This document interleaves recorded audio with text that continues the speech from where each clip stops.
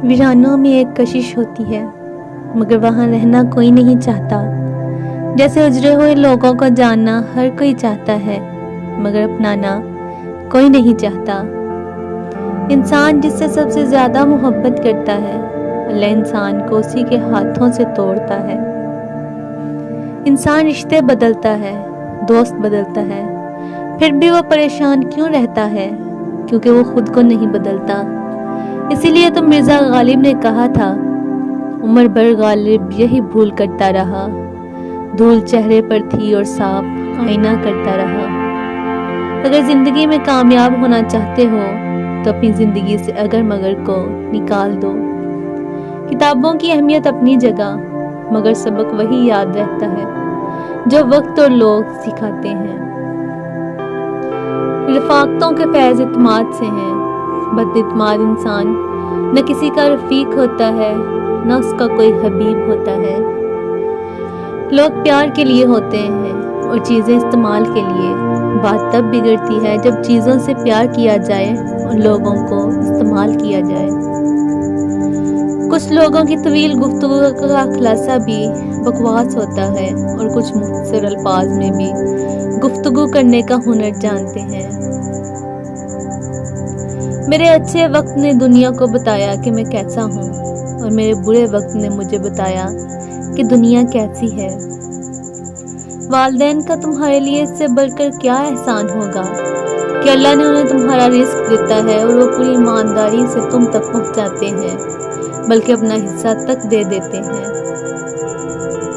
मरने के बाद जितनी ज़मीन बादशाह के पास होगी, उतनी ही फ़कीर के पास भी होगी। ज़िंदगी में दुख जिस शिद्दत का भी हो, अल्लाह ने आपको आपके हिस्से का सुख भी ज़रूर देना है।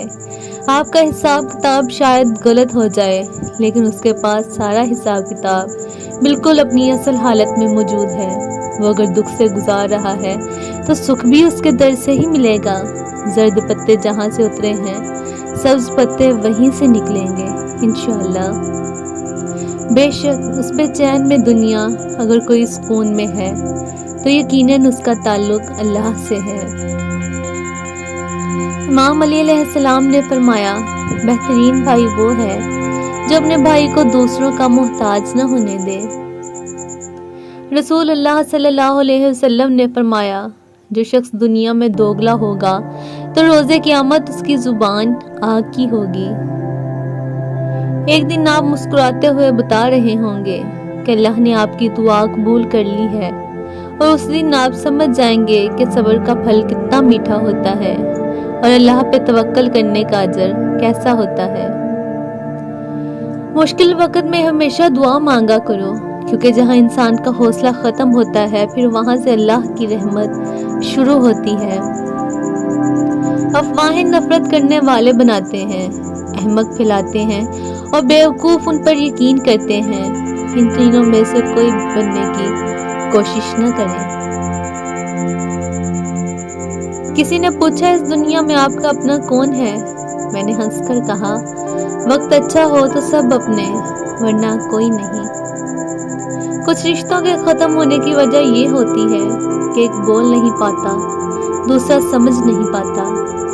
खुदा की जन्नत चाहते हो तो उसके बंदों की ज़िंदगी जहन्नम बनाना छोड़ दो, यही दीन का खुलासा है।